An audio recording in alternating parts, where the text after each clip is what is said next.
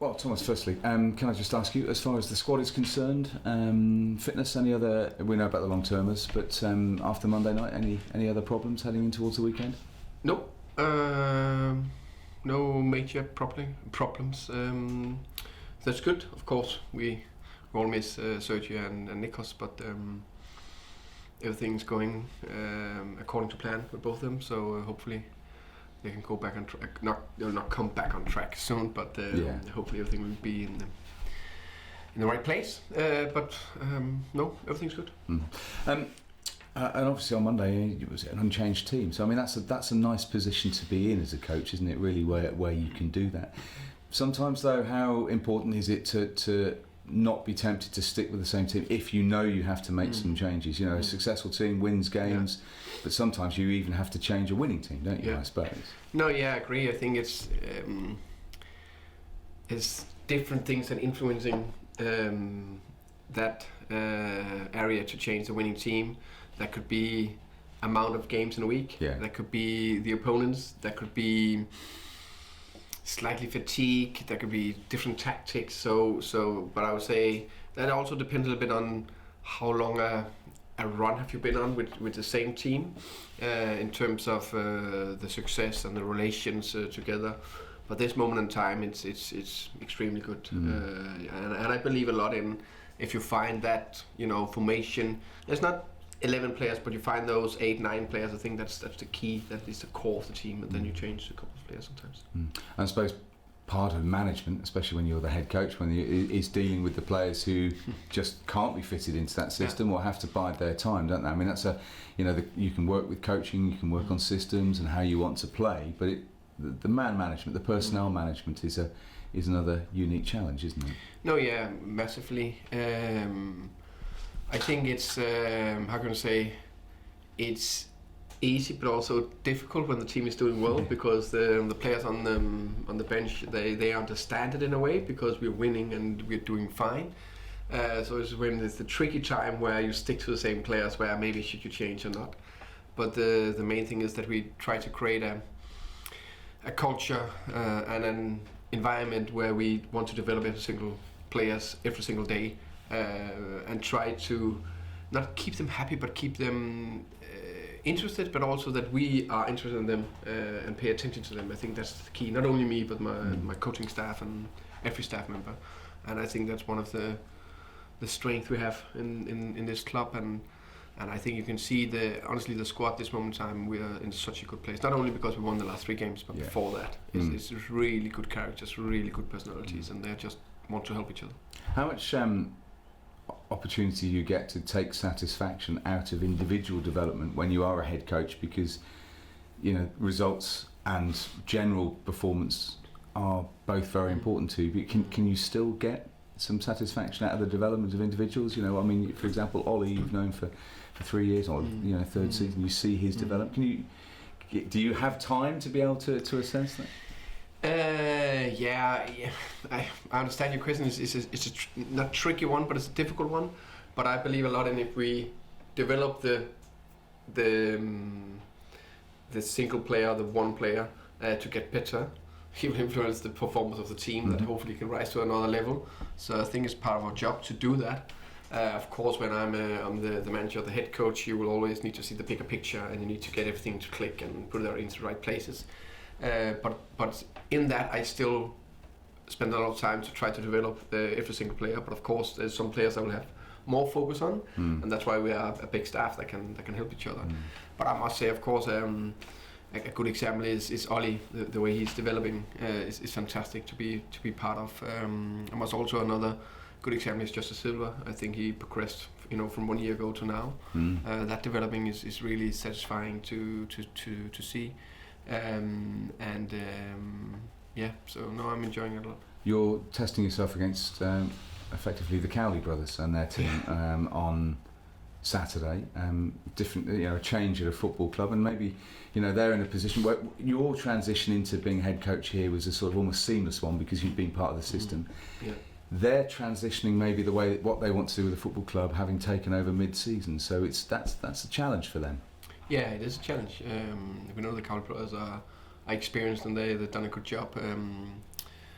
before, and I think already now we can see the influence and the affected the team's performance. I think if you look at that form table, the last 6 games, I think they're the second best as far as I know. They're unbeaten in 6 games. Yeah. So it's a changed team and a team with much more confident and much more belief. And they only conceded 4 goals in the last 6 games, so it's going to be a big challenge. I know everybody expects us to go and win that game with our current form, and of course we're confident. We believe we can do that. Yeah. But we know in championship, especially, nothing is easy, and nothing is just happening like doing that. So we respect Huddersfield a lot, and we know they're on a bit of a run as well. Yeah. But I think in our current form, we need to put a little bit of pressure on ourselves and go out there and make sure we perform. Then everything can happen in football, we know that. But we need to make sure we perform and we keep our performance as a team and our work ethic and our commitment and the togetherness need to be bang up there. So I think actually this game is down to ourselves. If we perform, there's a really good chance that we can win the next game. It is 2 form teams, and as you say, they don't concede goals, but Brentford have started scoring goals, and not just Ollie scoring goals as well. So that's the challenge for your front unit, isn't it? To break down what looks to be a very well organised backline from Huddersfield. Yeah, that's going to be a big challenge, not only for the front 3, because they need to get the right passes from our midfield or the back 4. So I think it will demand a top performance, and I think it'll be a game that will be decided in the last 50 minutes of the game. It could be a game like that where we are putting pressure and we're dominating the game, but we can't break through, we can't find the solutions. And then it's about being patient but play with enormous tempos throughout the game and know that we have the players with that extra bit of quality when needed if we can't hit that high team performance. Of course, we want to go out there and dominate from the first minute, but I just have a feeling that this game could be a tough one for us. Defence has been stronger this year. I just noticed on Monday, I think the goal that Queen's Park Rangers scored was the 5th goal that's been conceded from set pieces. Do types of goals that are conceded disappoint you more as a coach? And do set piece concessions disappoint you more, or are they provide more learning opportunities? Yeah. I think I'm always winning because either we're winning or we are learning. So that's a good way to see it. I think we are learning a lot in general after each game, and as you said, I think our defensive solidness or defensive mindset or organization in general is just gone from here to here from last season to now. So I'm really pleased with that. And I actually think it's a little bit strange, but I actually think on defensive set pieces as well, we are much better than last year. So sometimes it's like they're coming in waves, some of the goals, and you can't control it. So we conceded 5, agree. One against Birmingham, which was a freak goal. Then we have conceded 3 on a second phase, where especially 2 of them were disappointing. And this is the first we conceded on the first contact in the box. And I actually think that's the first contact in the box in 14 games I produced a chance. So we're doing quite well. But of course we want to do perfect, and that's what we're aiming for every single time. The analysis is important, isn't it? Because the stats can tell you so much, but they can't tell you everything. It's Halloween. I don't know if that's big in Denmark. I don't probably it's know. Okay. Yeah. But what frightens you? What scares you most in football? In football? Yeah. That was a big question. You need to prepare me for that.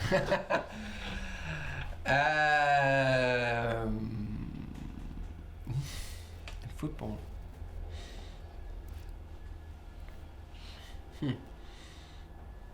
I think this big scares me a lot.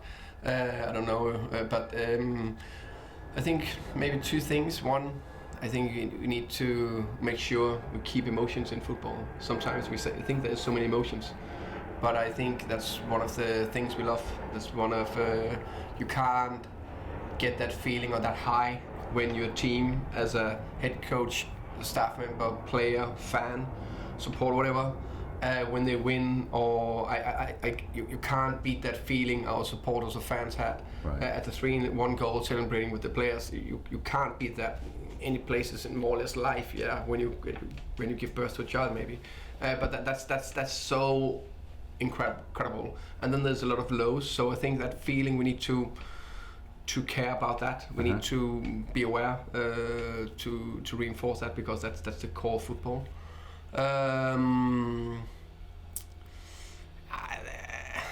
Then I also sometimes think we analyzing football and why we're winning or losing. Right. I know it's part of your job, my job, and it's in some ways I'm one of the coaches that want to do it more complicated, but we need to understand sometimes also a quite simple game. Right. Brilliant. And do you like scary movies? No, I hate them.